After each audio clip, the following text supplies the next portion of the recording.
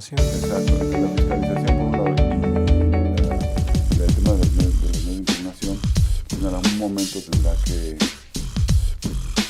darse el último resolutivo en agosto, si no me recuerdo, del tribunal, que daría por terminado el proceso electoral. Sí, creo que están hablando del 6 de agosto. 6 de agosto. Oye, pues mira, yo, así como tú, varios tienen más que no hubo eso. Tú lo viste en un acto.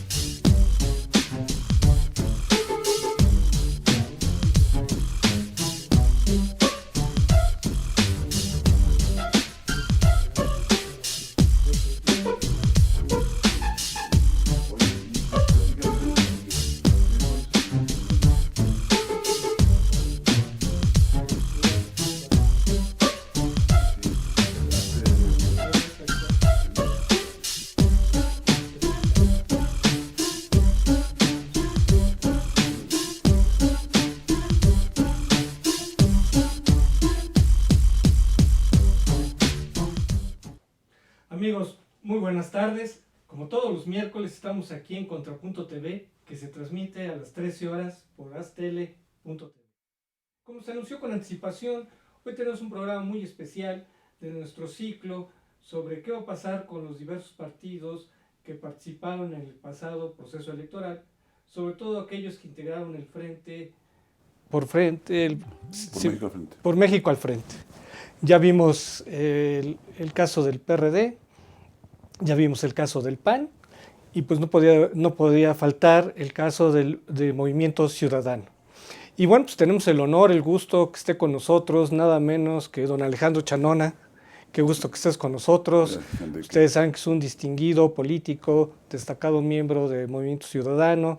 Él ha sido diputado constituyente. Actualmente es presidente de la Fundación Lázaro Cárdenas, del mismo partido, fue asesor de Ricardo Anaya en la pasada campaña, y bueno, pues es un protagonista privilegiado, ¿verdad?, que nos va a poder analizar qué sucedió en el pasado proceso electoral y naturalmente qué es lo que va a suceder con el partido. Alejandro, qué gusto. Enrique, gracias, y déjame, aprovechando tu medio, recordar también que soy profesor de carrera titular sí, de la Facultad de Ciencias Políticas, tu facultad. Somos colegas, pequeño detalle, ¿no? Somos colegas ahí en la facultad, así pero es, claro, aquí don Alejandro, bueno, pues es un internacionalista de toda la vida, él ha ocupado importantes puestos en la facultad, y pues siempre lo vamos a extrañar para que sea director de la facultad. Oh, gracias por el guayabazo. Sí. Bueno, ¿qué te parece si comenzamos analizando las causas de la derrota electoral? Que como dice el dicho, ¿no? La victoria tiene muchos padres, pero la derrota es huérfana. La derrota es huérfana. Si podemos ver la primera imagen, por favor. Mira, como verás aquí, no sé si alcanzas a ver por el ángulo, sí, claro. Pues tenemos aquí, ¿verdad? El porcentaje que, como todos sabemos, ¿verdad?, pues quedamos muy atrás del primer lugar, cuando pues inicialmente pues el frente pues tenía una gran expectativa, sobre todo teníamos procesos electorales anteriores, donde la alianza PAN, PRD y luego con Movimiento Ciudadano pues habían sido muy eficaces. Era la primera vez que se daba una alianza de este tipo para la elección presidencial. En términos generales, ¿a qué se debió la derrota, Alejandro? Bueno, estamos a prácticamente 23 días de la jornada electoral.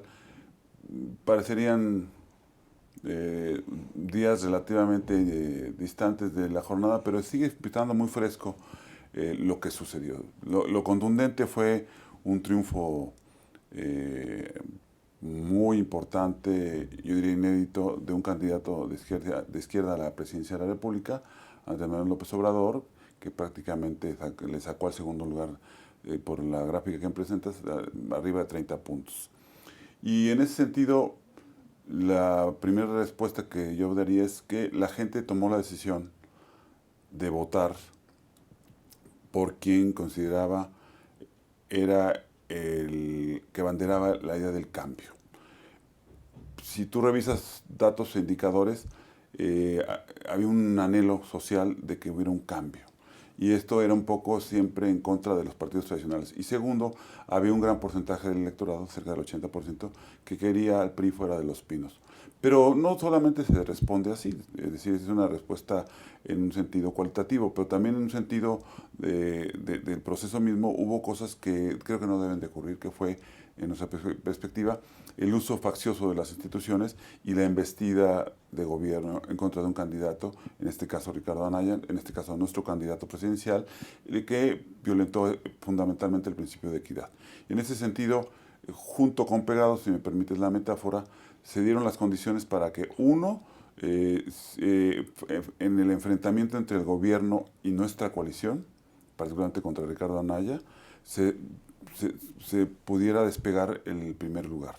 Es decir, si lo vieras como pelotón, al principio había dos punteros y uno rezagado, que siempre se quedó rezagado, que es el PRI, y que tuvo su mayor derrota histórica, pero hubo un momento en que cuando uno de los contendientes empieza a molestar al otro que va compitiendo por la punta, pues lo va retrasando y obviamente lo frena y se despegó. Y cuando ya se despegó, en la percepción social mantuvo Andrés Manuel López Obrador este anhelo de cambio y por lo tanto el resultado fue por arriba del 50%, que le da un bono democrático que va a tener que valorar muy bien. En esa lógica, me parece que la contienda tiene claroscuros como los estoy planteando. Sí, llamó la atención que bueno, se sabía, yo creo que lo sabía muy bien el gobierno, que su candidato no podía ganar. O sea, realmente iba muy rezagado y se sabía que iba a haber un voto de castigo muy grande, ¿no? O sea, y me llamó mucho la atención cómo prefirió apoyar prefirió que ganara López Obrador y no Ricardo Anaya. Se dice que es porque Ricardo Anaya había amenazado con meterlo a la cárcel, ¿no? Si ganaba. Entonces que por esa razón Peña Nieto prefirió, digamos, optó por el mal menor, a pesar de que López Obrador pues también está con el riesgo de que las reformas estructurales, el legado de Peña estuviera en riesgo, ¿no? ¿Qué crees que pesó más? ¿Esa amenaza de Anaya o por qué prefirió Peña que ganara López Obrador? Porque dijo, se sabía que no iba a ganar Mid, entonces pues, optó por atacar a Anaya, lo cual pues resulta ilegal. Incluso pues, estaba en riesgo el proceso electoral con este uso faccioso, como dices, ¿no?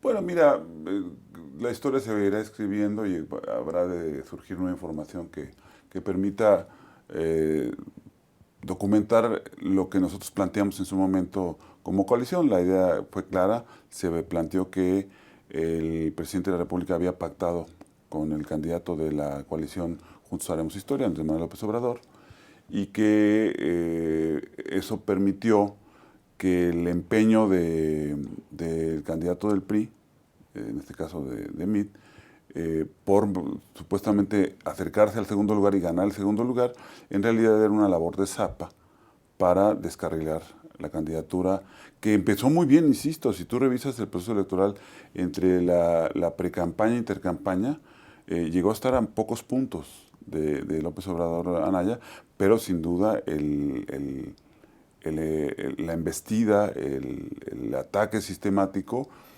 da la impresión pues, de que querían inventar la idea de que ellos podían ganar el segundo lugar. Tampoco era descabellado pensar que ellos creían que si ganaban el segundo lugar podrían haber sido competitivos. Estoy hablando del PRI y su maquinaria. Y entonces pues, después se acuñó la famosa frase, no es un mal candidato, pero es muy mala la marca. Y en esa lógica yo siento que el presidente y el PRI, a pesar de que tuvieron que cambiar de capitán a la mitad de la ruta, cambiaron de presidente, daría la impresión de que dejaron por lo menos libres a sus huestes para apoyar a López Obrador en el último tramo. De tal manera que, si bien traía un voto duro, López Obrador importante, y él era el que traía la bandera del cambio. Eventualmente muchos electores del PRI se sintieron en plena libertad de voto cruzado, es decir, votaban por sus candidatos quizás a diputados y senadores, que tampoco les fue muy bien, y votaron por López Obrador. Ese es mi opinión, uno de los condimentos, pero sí siento que queda en el aire y hay que acabar de sustanciar, pero daría la impresión de que tomó la decisión el presidente de la República y su equipo y parte del PRI de apoyar directamente a López Obrador. ¿No habrá sido un error de estrategia del frente? Digamos, por un lado, y yo creo que era muy bueno la bandera de la Fiscalía Independiente, pero justamente, pues digamos, ante los ataques del gobierno, se vio evidentemente que empujaron a Ricardo a radicalizarse en cuanto a que, digo, que si llegaba iba a meter a la cárcel a Peña. No fue un error de estrategia en el sentido de que era evidente que el frente por sí solo difícilmente podía ganar, necesitaba aliados, y no era mejor jalar voto priista, no radicalizarse tanto contra el presidente, no aparecer tan enconado personalmente, sino tratar de jalar el voto priista para que no se lo llevara López Obrador? Bueno, yo creo que seguiremos analizando por un tiempo los aciertos y los hierros. Yo creo que, visto ya en retrospectiva, el habernos polarizado como coalición y muy particularmente el candidato contra el presidente con esta consigna de si llego a la presidencia te voy a meter a la cárcel, pues a la distancia se ve como un error estratégico. Sería ingenuo decir no, es que tenía un valor. Dos, yo creo que muchos de los debates en los cuartos de guerra, muy particularmente en el cuarto de guerra de la candidatura de Anaya, sí hubo debates muy claros sobre si la idea era polarizarse con Andrés Manuel para robar la bandera del cambio, o si la idea antisistémica se podía ganar confrontando al presidente. Ganó esta segunda posición y lo que hizo fue enfrentar a la coalición contra la figura del presidente, y el presidente yo creo que no podrá sino reconocer que soltó a la Procuraduría General de la República como instrumento principal, pero también es cierto que gran parte de la campaña que se rediseña por parte de MIT, entre la salida de Enrique Ochoa y la llegada de René Juárez, fue enfrentarse a Anaya y no tocar con el pétalo de un verbo la figura de Andrés Manuel. Entonces se ve que jugaron o a descarrilar a Anaya para ganar el segundo lugar, o simplemente a hacer el trabajo de Zapa para frenar a Anaya y obviamente dejar ganar a Andrés Manuel. Este tema, cierro el comentario, de si fue o no conveniente, o si es la consecuencia, fue el freno por haberlo amenazado, pues yo creo que en el análisis concreto mi respuesta es que no sirvió a la campaña esa polarización de la amenaza de la cárcel, porque además, finalmente, ¿qué pasa? Yo puedo en un debate de campaña decir te voy a meter a la cárcel, pero de entre eso y el hecho, pues tienes que entender que hay un marco jurídico, hay un Estado de Derecho vigente y hay derechos sobre el debido proceso. Entonces, como que en ese momento triunfó la idea, la adoptó y pues no nos funcionó. Luego comentaste lo del voto cruzado, eso me parece interesante. Si podemos ver la siguiente imagen, por favor. Fíjate, y es un comparativo sobre procesos electorales anteriores con el actual. Si recuerdas mucho de las elecciones, había ese voto cruzado. Ganaba el candidato de un partido, pero la gente votaba para el Congreso y otras posiciones por otro partido. Claro. Sin embargo, si ves la imagen última, que llama mucho la atención, si quieres puedes parar, o sea, es impresionante, ¿no? Cómo quedó de rojo, ¿no?, el mapa, y ve pues la composición del Congreso y las diputaciones, los congresos locales.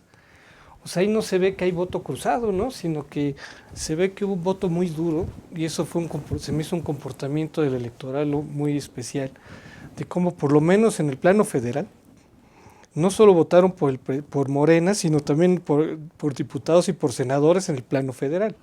¿no? Sí, pero ahí hay un voto cruzado, es decir, a ver si lo deshojamos como Margarita. Eh, si tú revisas los números del comportamiento electoral de cómo votaron para presidente, Senado y Cámara de Diputados, efectivamente eh, se fueron sobre Morena y el voto cruzado lo hicieron militantes de los demás partidos distintos a Morena. Dicho de otra manera, votaron, por ejemplo, inclusive castigaban a los propios partidos de su coalición. Es paradójico que en el caso de la coalición Juntos Haremos Historia de López Obrador, todos votaron por Morena, inclusive los que venían supuestamente militando, tenían preferencia electoral para Encuentro Social, al grado tal de que el partido Encuentro Social está perdiendo el registro. Lo mismo le pasó al PRI con Nueva Alianza. Y se genera lo que nosotros llamamos un efecto popote.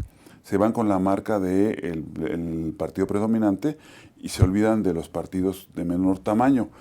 Quizás en el caso nuestro es distinto porque nosotros sí logramos una combinación de voto en coalición y voto por nosotros cuando tomamos la determinación de ir solos en Jalisco y en Nuevo León, que nos dio una bolsa de votos importantes, que junto con el resto nos permitió mantenernos estables y tener 28 diputados, 7 senadores. Pero bueno, regresando al corazón de tu pregunta, a mí me parece que hubo una gran cantidad de gente de las coaliciones nuestras, tanto la del PRI como la de Movimiento Ciudadano con Acción Nacional y PRD, que votaron por nuestros senadores y diputados, pero también votaron por Andrés Manuel.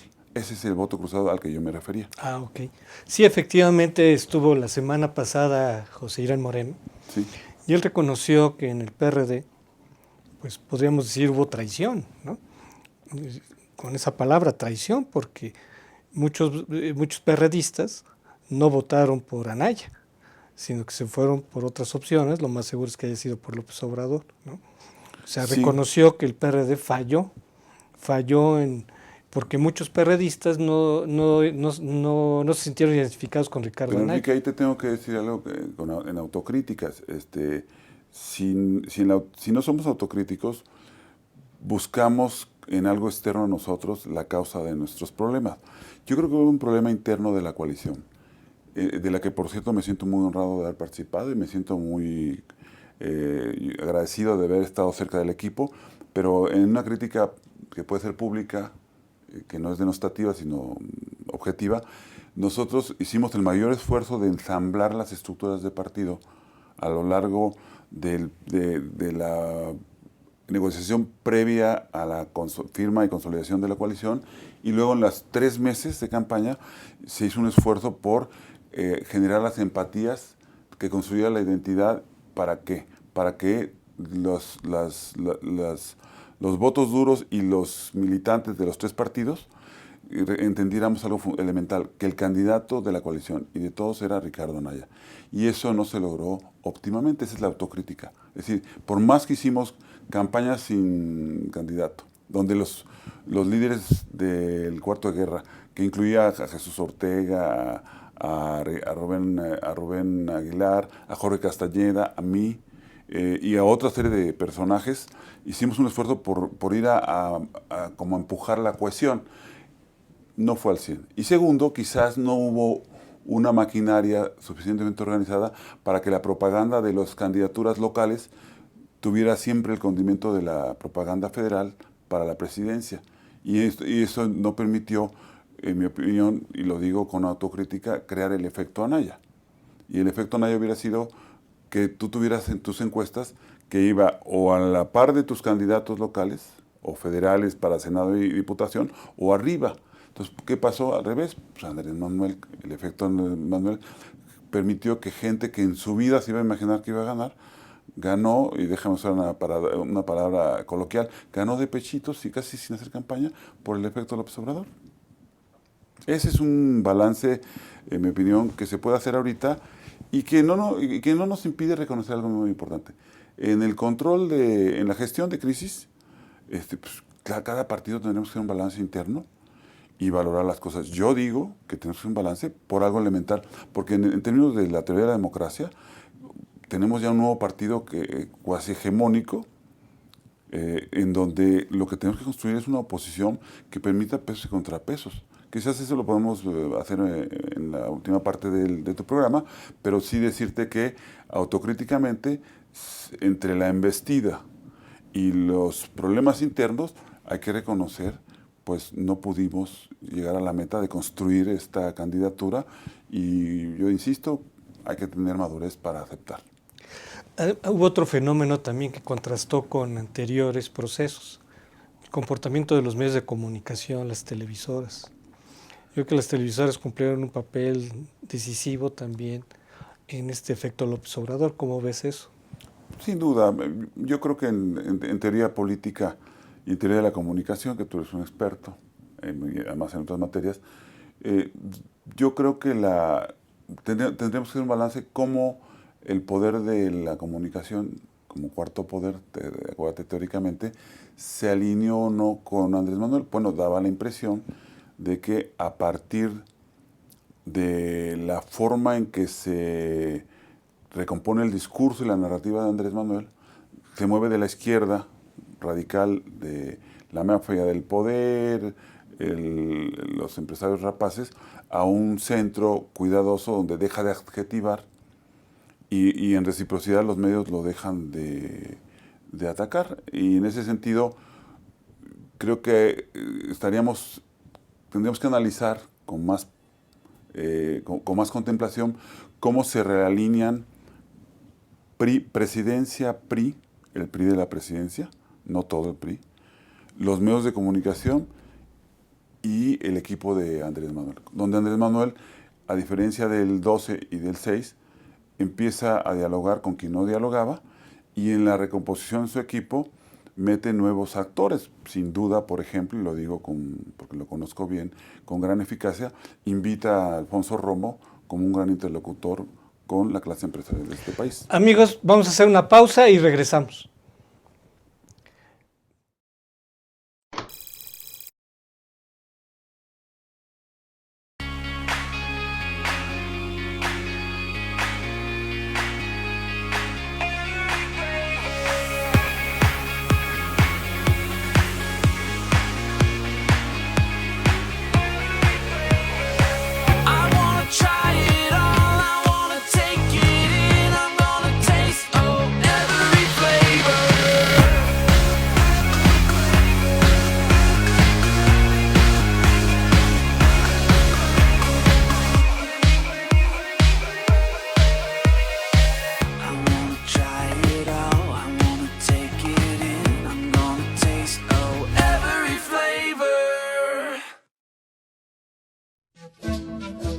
Yo soy Andrea Barbier, soy actriz peruana y en este momento soy la embajadora de Perú Gourmet 2018.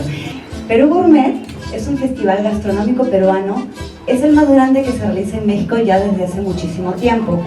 ¿Con qué fin? Pues con el fin de que México y el mundo pueda conocer nuestra gastronomía y pues este 28 de julio, durante la 5ª edición del Festival Gastronómico Perú Gourmet 2018. Y todos estos lo podrán encontrar en el Campo Marte desde las 12 del mediodía. Así que a todos ustedes yo los invito realmente a ir a Perú Gourmet 2018. Vivir todo el momento con energía deshidrata. Por ejemplo, bailar. Cuando bailas sudas, cuando sudas pierdes agua. Hacer eso seguro debe deshidratar. ¡Qué intenso! Pero no lo dejaremos de hacer, porque así somos. Incluso tomar el sol te hace sudar y perder los minerales necesarios para el funcionamiento de tus células. Mira, como ella, ve cómo suda. Por eso recupera el equilibrio en tu cuerpo con el balance perfecto de agua, glucosa y electrolitos de Electrolit para que puedas seguir viviendo intensamente. Vivir deshidrata. Electrolit, hidratación total, científicamente hidratante. Astele.tv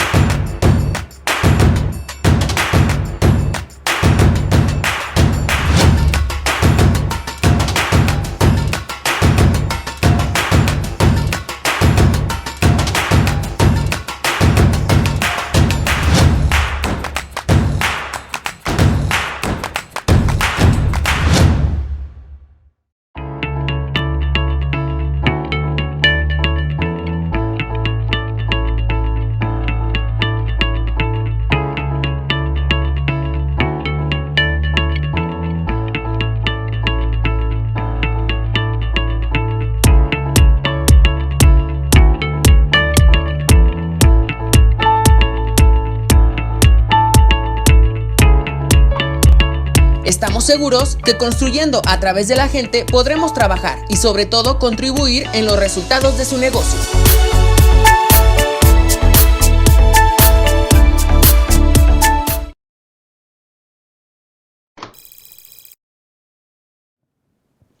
Amigos, estamos de regreso aquí en Contrapunto TV, analizando las causas de la derrota electoral, pero por suerte no fueron puras derrotas, también hubo éxitos importantes. Y bueno, vamos a ver la siguiente imagen, por favor. Bueno, aquí estábamos hablando del frente, de hecho ya analizamos un poco cuáles fueron las causas, ¿no? Pasamos, perdón, a la siguiente, esta ya, aquí vemos Jalisco, ¿no?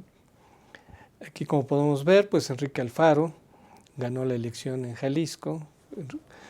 Y bueno, ¿a qué le atribuyes la victoria de Alfaro? ¿Qué influyó para que tuviera una victoria tan contundente también? Bueno, el liderazgo de Alfaro no se entendería sin su paso como el mejor alcalde que en la historia reciente de Jalisco y de buena parte de México, en un municipio conurbado de Guadalajara, que es Tlajomulco, que es donde está inclusive el aeropuerto, poca gente lo sabe, complejo, donde hay un alto nivel de criminalidad, de exclusión social, y donde a partir de esa gran labor como alcalde en Tlajomulco, lo catapulta a una primera candidatura, antes de ser alcalde de Guadalajara, una primera candidatura muy exitosa como candidato a gobernador, donde él y nosotros nos encontramos en la historia política de México y logra un despunte que casi pone en peligro el triunfo de Aristóteles. Y de ahí, en el 15, se convierte en el flamante alcalde de Guadalajara, hace muy buen gobierno. Estoy dando la clave de por qué va bien. Y ahora pues lo premian con el voto popular de la imagen que ahí tienes, con prácticamente el 40% contra un lejano segundo lugar del 24%.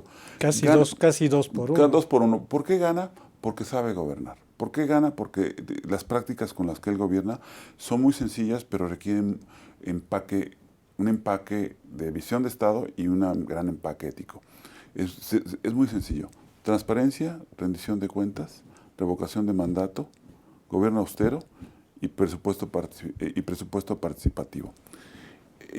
Que implica una de las esencias de por qué la gente está enojada con este país.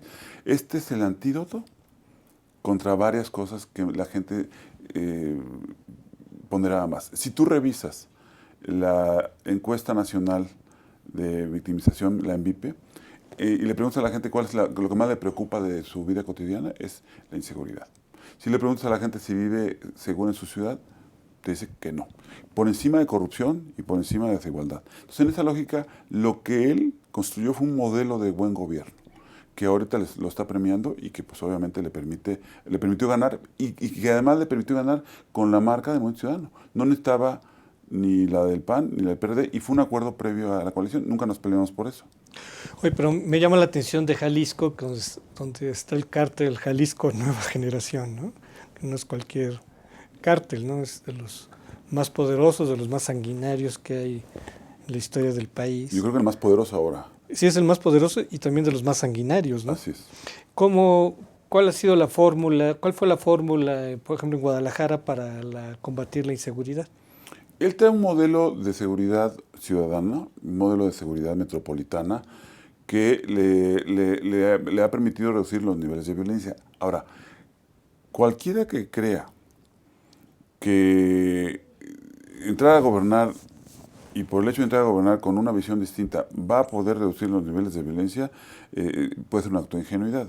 Y en esa lógica yo espero que tanto el modelo en Jalisco ahora como gobernador y también el modelo que adopte, aprovecho, Andrés Manuel López Obrador, sobre el modelo de seguridad pública, donde tiene al frente ahora a Alfonso Durazo, que hará lo propio, se requiere mucho tener claro el diagnóstico, las causas y las estrategias.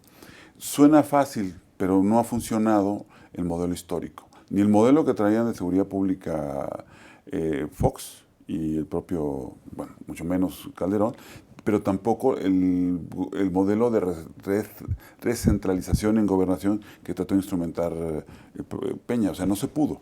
Entonces, en esa lógica se va a requerir un modelo, como lo quieren ahora plantear, que entienda bien las causas, pero con una estrategia que aplique bien los recursos y el manejo de dos cosas, del modelo sí policial y la futura relación con las Fuerzas Armadas y el modelo social.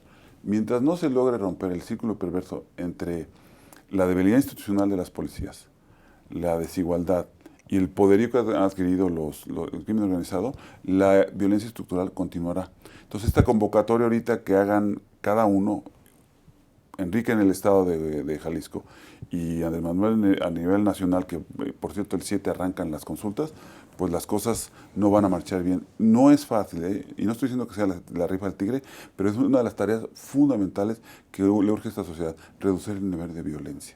Entonces, no hay fórmula mágica, Enrique, pero sí requieres a todas las inteligencias, a todas las expertas y expertos de este país contribuyendo a eso, pero también la probidad con que se haga.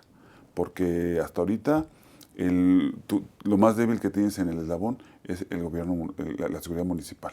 Y entonces, en el caso de Jalisco, pues no es fácil enfrentar a un cártel que es la siguiente fase de sofisticación con no solamente capacidad de fuego, sino también capacidades como empresa. Entonces vas a requerir ahí una forma de desmantelamiento, que no descabezamiento, coincido con la hipótesis, y atacar las raíces profundas de la violencia. Sí se ve complejo, ¿no? Porque evidentemente los cárteles rebasan las capacidades municipales, las capacidades estatales, e incluso hasta las capacidades nacionales, ¿no? Porque operan claro, transnacionalmente. Hay ausencia hay ausencia de Estado en varias regiones del país. México es un Estado con instituciones derivado de una democracia que no se consolida, pero vamos a tener que discutir la transición democrática, no solamente desde la lógica de un nuevo partido hegemónico, sino desde la lógica de una sociedad que va a generar contrapesos. Suponiendo sin conceder que Andrés tiene el 50% de su bono democrático, hay otros 50 que no está de acuerdo. Entonces vas a gobernar para el 100. Y en ese 100 tienes que discutir las estrategias donde sí hay que reivindicar un ejercicio del poder honesto, austero, que regrese a la gente, porque la gente votó enojada contra los partidos tradicionales. Y Andrés lo catalizó y él tiene el mandato. Ahí tiene la pelota enorme, que es el que la democracia mexicana le echó a él todos los votos porque él promete un cambio. Yo creo que están arrancando ahorita con una serie de propuestas de compactar el gobierno, mover a los estados todas las dependencias. Su primer propuesta de iniciativa de ley será la idea de la creación de la nueva Secretaría de Seguridad Pública a partir del 1 de septiembre. Pero bueno, vamos viendo. Yo creo que las políticas públicas las vamos a ir discutiendo y lo más importante, que haya diálogo político y respeto a la oposición, porque bueno, finalmente Movimiento Ciudadano quedó del lado de la oposición. Y la forma de ser oposición es amar a México. Amigos, hacemos un corte y regresamos.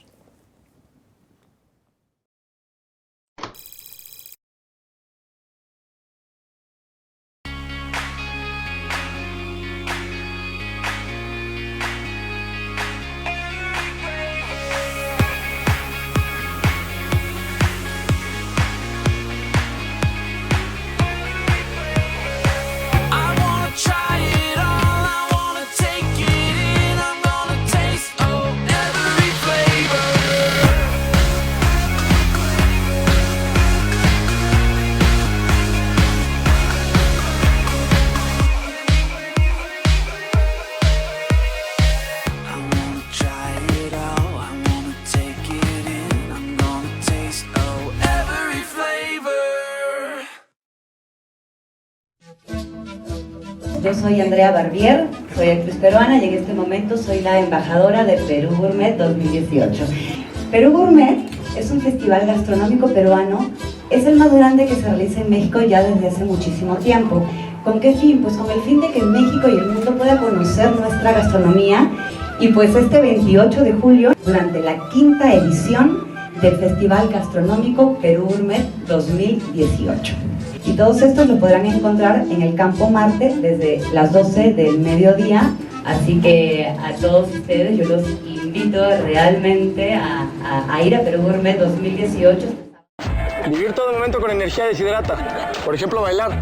Cuando bailas sudas, cuando sudas pierdes agua. Hacer eso seguro debe deshidratar. Qué intenso, pero no lo dejaremos de hacer, porque así somos. Incluso tomar el sol te hace sudar y perder los minerales necesarios para el funcionamiento de tus células. Mira, como ella, ve cómo suda. Por eso recupera el equilibrio en tu cuerpo con el balance perfecto de agua, glucosa y electrolitos de Electrolit para que puedas seguir viviendo intensamente. Vivir deshidrata. Electrolit, hidratación total, científicamente hidratante. Astele.tv.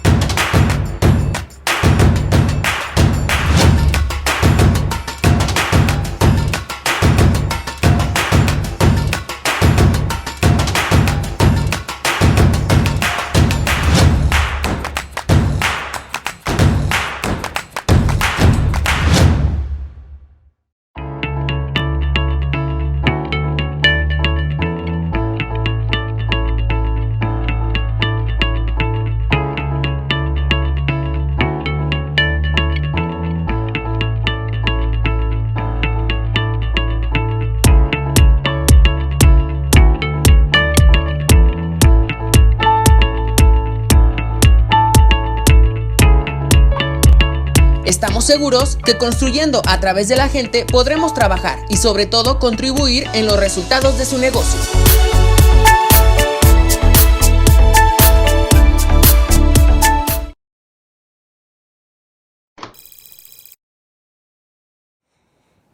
Amigos, estamos de regreso aquí en Contrapunto TV, comentando aquí off the record con Alejandro.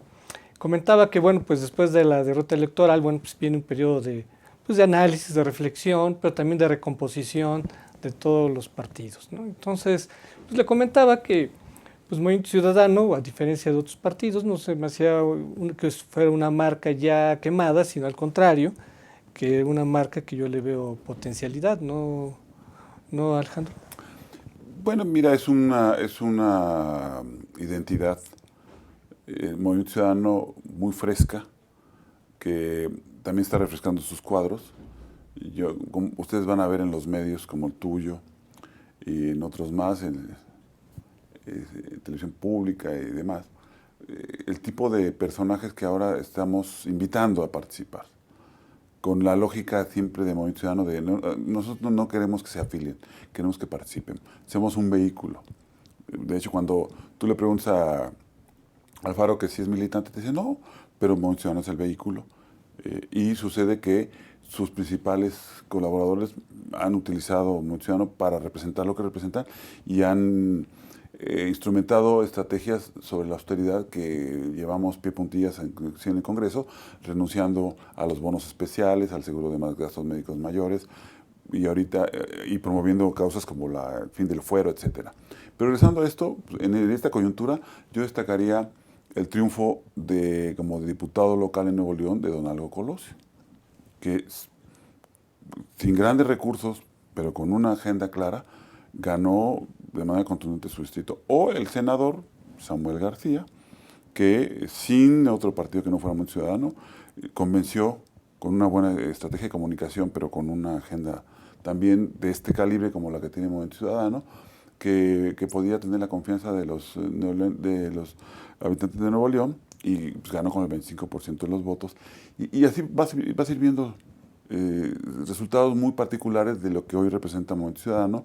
Entonces nosotros ahorita vamos rumbo a diciembre a la renovación de la dirigencia nacional y en el ínterin vamos a trabajar una agenda legislativa que vamos a presentar el próximo lunes, por cierto, en el Congreso de la Unión, tanto para senadores como para diputados. Te haré llegar una copia, tú que eres un gran comunicador, para que también Claro, la claro, puedas promover, vamos a estar muy veas pendientes. cuáles son lo urgente y cuál la visión de cambio de régimen, porque nosotros contra la idea de la transformación vamos a seguir pensando en el cambio de régimen para demostrar que vamos a construir una oposición responsable, una oposición que ame a México y que no se trata de confrontar por confrontar, sino de valorar la pertinencia de lo que se propone. Si es a favor de México, ¿por qué no avanzar? Y estoy hablando del gobierno de López Obrador. Pero si no, vamos a estar vigilantes, observando y dispuestos a dar la batalla en el Congreso de la Unión. Entonces, el Movimiento Ciudadano, pues la verdad, en medio de toda la bruma, está como una fuerza seria, ponderada y que no va a dejar de trabajar para llevar una agenda propia que permita empujar estas causas que nos permiten tener parte del voto popular que nos ha llevado a los triunfos que ya te señalé. Es que hay un gran vacío, ¿no? Después del triunfo de López Obrador se generó un gran vacío, por ejemplo, en la izquierda, ¿no? Para mucha gente Morena no es un partido de izquierda, pero más allá de etiquetas, como que muchos sectores ciudadanos se han quedado como desamparados, ¿no? De que pues no se identifican, ¿no? con el nuevo gobierno, sobre todo pensando en agendas ciudadanas de libertades, de tolerancia, de sectores como de la diversidad, etcétera, que no se sienten identificados. Y yo creo que el Movimiento Ciudadano tiene una gran área de oportunidad para tratar de aglutinar esos sectores. ¿Cómo ves esto?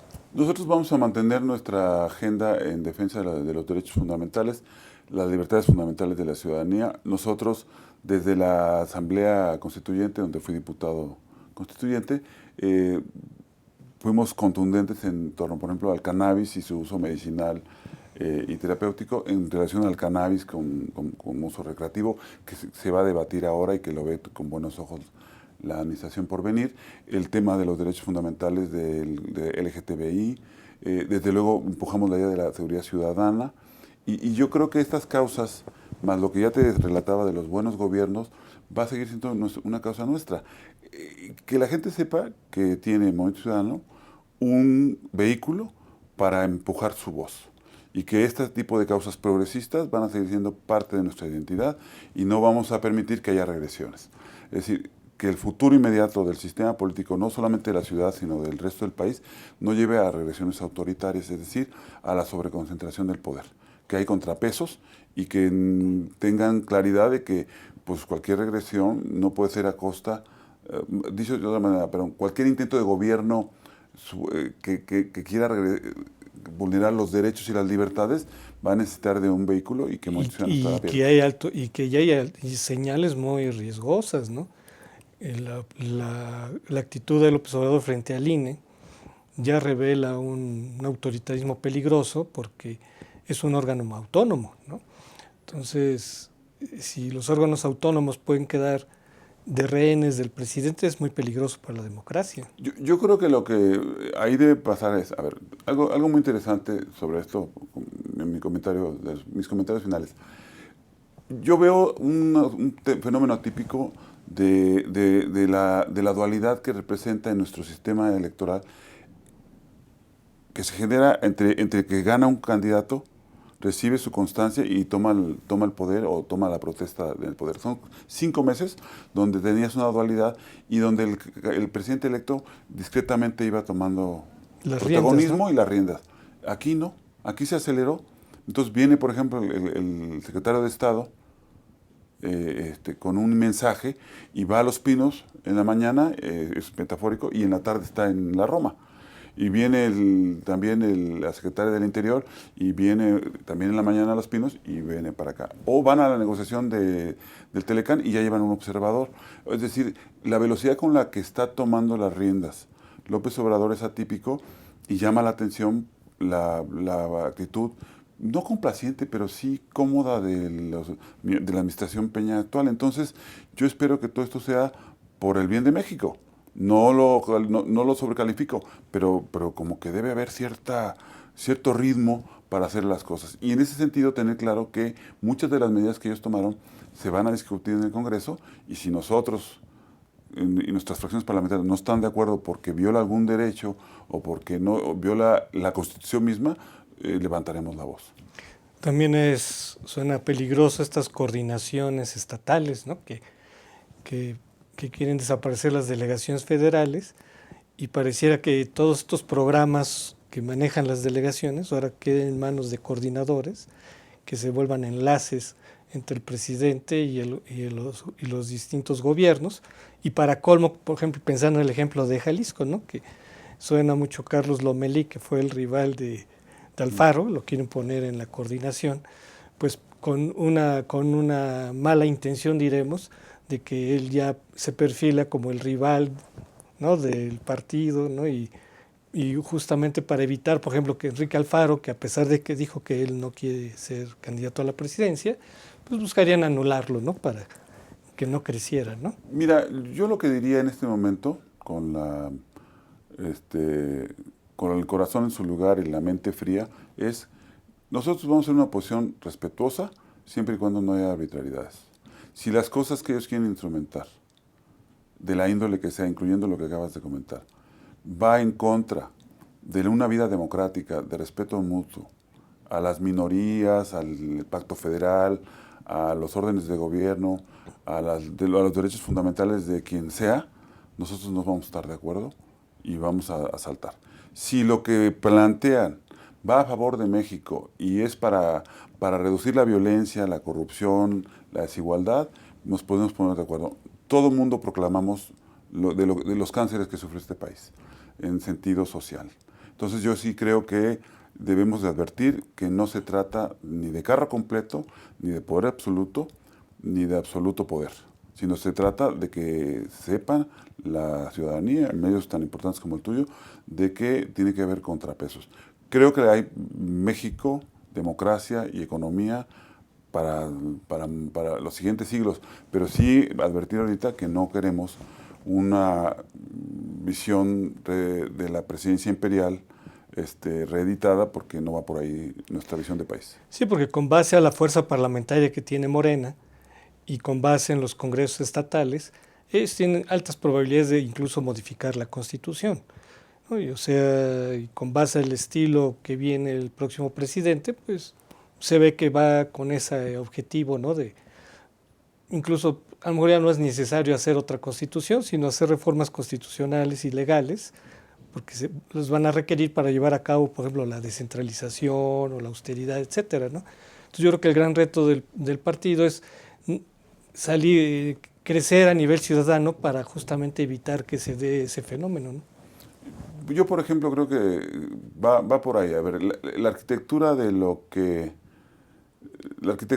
querramos hacer en materia de justicia, de seguridad, de política social, etcétera, etcétera, creo que bien lo podemos discutir en el Congreso, en donde tengamos altura de miras, y no porque tengo una mayoría cómoda que me permita hacer fast track todo, voy a imponer un modelo de país que eventualmente atropelle derechos y libertades y violente el pacto federal. Yo creo que hay gente muy sensata de ambos lados, como para que hagamos bien las cosas, y yo apelaría a la inteligencia con la que se puede actuar por parte tanto de quien entra al poder, que debe comportarse ya como eso, como un partido en el poder, no como oposición. Ya la oposición somos nosotros, y esperemos que así sea. Por eso lo del INE tendría que ser en esa tesitura, el INE que haga su chamba, el tribunal que haga su chamba, pero ya no puede el presidente electo salir a confrontarse con una institución autónoma que, pues bien que mal hizo su chamba, ¿no? Entonces, vamos viendo cómo nos relajamos, pero nos ocupamos por darle ritmo a la transición democrática, y que sepan que de parte de nosotros habrá una oposición inteligente, seria, y que siga amando a México. Ojo, nos tenemos que poner de acuerdo sobre el fiscal general autónomo, en donde no estamos de acuerdo, en el futuro del fuero, y también en el futuro, coincidiría de cómo queremos enfrentar los grandes retos de los temas que ya toqué, Enrique. No, pues se ve, Alejandro, que sí vienen grandes batallas, ¿no? No va a ser fácil. No va a ser fácil y en ese sentido yo creo que ellos van a tener que valorar su bono democrático, como yo lo llamo, de ese más del 50%, pero hay otro 50% que también necesita voz y en ese sentido esta posición va a ser, y ese espacio de posición ya lo ocupa Movimiento Ciudadano. Y ya para acabar, para próximas elecciones, ¿se valorará seguir con esta política de alianzas? Mira, que para mí es muy temprano, pero creo que hay que revisar, porque hay que revisarlo. Los partidos estamos en procesos institucionales internos de aquí por lo menos a noviembre, diciembre, pero nosotros tenemos firmado un acuerdo que se llama Frente Ciudadana por México, no electoral, que tiene vigencia el 24. En cuanto cada quien ordenemos nuestra vida interna, ahí están las causas y propósitos, pero por el momento Movimiento Ciudadano está dando pasos precisos y vigorosos. Ya tuvimos Consejo Nacional el día de ayer, vamos a tener Convención Nacional Democrática el 5 de diciembre, y en ese sentido estamos trabajando sobre nuestra visión de país. Acuérdate que el sistema de partidos, que nosotros vamos a seguir defendiendo el modelo de multipartidismo, no de bipartidismo, no de unipartidismo, es eso, son partes de una visión de país. La parte mayor no debe de menospreciar a las demás partes que dan una visión, que permite una democracia de pesos y contrapesos. Y en esa lógica, el espacio de oposición que ama a México ya le está dando sustancia y contenido el ejercicio que va a hacer Movimiento Ciudadano en la legislatura que se va a instalar el 1 de septiembre. Sí, porque el riesgo de las alianzas es que ya ves que se cuestionó mucho que se juntara derecha, izquierda, y luego para mucha gente Movimiento Ciudadano en sí mismo no dice mucho, ¿no? O sea, como que tienen que trabajar mucho en decirle a la gente en qué radica su proyecto, ¿no? O sea, claro, que quede muy clara su identidad, porque en sí mismo decir Movimiento Ciudadano no nos dice gran cosa, ¿no?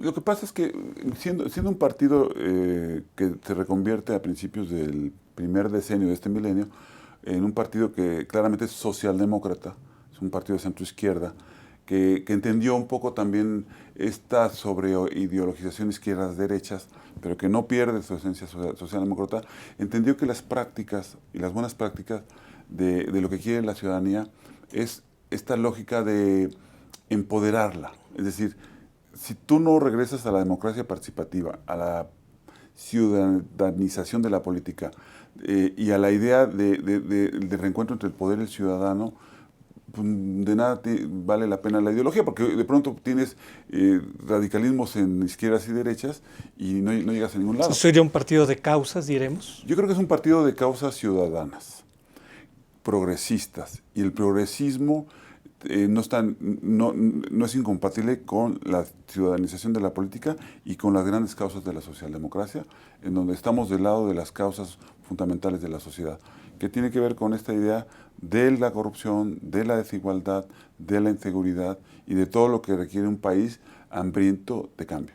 Entonces, en ese sentido va a ser muy importante que cacareen sus éxitos, ¿no? Por ejemplo, lo que yo te preguntaba de Jalisco, pues mucha gente no lo sabe. Es correcto. Yo creo que es un reto que los partidos vayan cacareando sus éxitos para que la gente los conozca y se acerque a ustedes también, ¿no? Y es importante, te voy a explicar por qué. Porque nosotros, al ser el vehículo para empoderar a la ciudadanía, no le exige a Enrique Alfaro militancia de Movimiento Ciudadano, ni hacer un gobierno de Movimiento Ciudadano. Tiene que ser un gobierno para todos los jaliscienses, para todas las jaliscienses, pero él reconoce perfecto que el vehículo fue Movimiento Ciudadano y cuando compitió para ganar como ganó, siempre lo dijo. Yo nada más necesito un Movimiento Ciudadano, no necesito al PAN ni al PRD, pero en un acuerdo de caballeros con el PRD y PAN, no es por negarlos. Hicimos una coalición de gran envergadura, cuajó en la gran mayoría de la federación, pero ahí siempre hubo claridad. Oye, pero ahí no. Amigos, agradecemos mucho su presencia y los invitamos al próximo miércoles. Hasta la próxima. Ya teníamos el...